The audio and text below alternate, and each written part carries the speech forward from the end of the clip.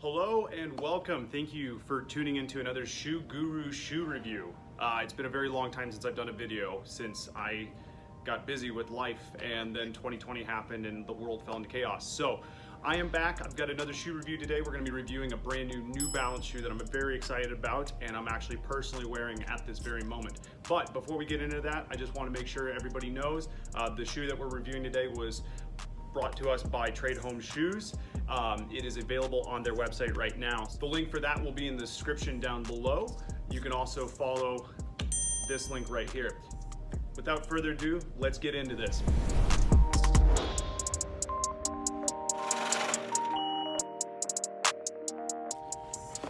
Okay, so the shoe that we are reviewing today is from New Balance. This is a brand new trail running shoe. It's one that maybe a lot of New Balance customers have already used before. This guy right here, it's called the Hierro. This is the 5th version. What I like about this one, and we're gonna talk a lot about it, it's got the brand new Fresh Foam X. This is a new foam that they are using in their footwear, so it's gonna give you a lot more of a plush cushion feel. In an earlier video, I had reviewed the Speedgoat 3 from Hoka, and I would say, you know, there's not a lot of changes between the Speedgoat 3 and the Speedgoat 4, and this shoe needs to be considered as a competing shoe to that. I would also say it competes very much so with Altra's Lone Peak and Brooks's Cascadia. The one thing that I like about this and what caused me to buy it almost instantaneously after putting it on my feet is the toe box. Unlike the Speedgoat, which has a lot more of a taper, this particular model, as you can see right here, has a much broader toe. It's not going to be as wide as, say, the Ultra Lone Peak, but it is going to give you a very nice and generous toe box to let your toes splay while you're doing your runs or your walks. Similar feature that's going to have to those other shoes, it's got a Vibram Mega Grip sole. What I love about this one that I have not liked in my Speedgoats, admittedly there are some flaws in that shoe. This one has complete rubber coverage the whole way through, and on the heel of the shoe you may notice it's got this extra little tab right here. What that is actually a mud flap. And if you think I'm being sarcastic, no, I'm being completely serious. It's designed so when you're running, if it's muddy out, you're not getting all that mud up the back of your leg. So don't cut it off. Don't, you know, look at it and think, well, that's just weird. Why would they do that? There's definitely a functionality to it. It is their Mega Grip Vibram sole. So in wet conditions, you are going to get a really nice grip. Now let's talk midsole. So as I mentioned, it's got a really cushy sole. This is their brand new Fresh Foam X. Another shoe that I will be doing a future review on is this one right here. This is the New Balance 1080 version 10. For anybody who ran in that last year in the version 9, trust me when I say it is way softer now. If anything, it's more like the Hoka's Clifton or maybe even the Bondi a little bit. But what I love about these, just super plush right in the heel the minute you land. You do lose a little bit right up here in the front of the toe. However, it's stable the whole way through. It's cushy the whole way through, especially in the ball of the foot. It's the heel and the ball of the foot are the two places that I look for the most. Moving onwards, the upper.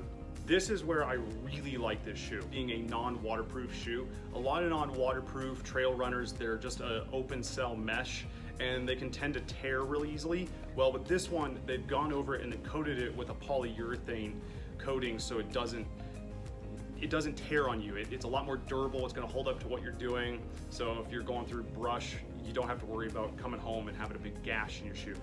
They've reinforced the toe here with a little bit more of that polyurethane, give you some more protection. It's got some extra protection here in the heel, give you a heel counter so you're not rolling. The lacing system on this is great too. You are able to tie it up really tight, but what I love the most is at the tongue, it's separated.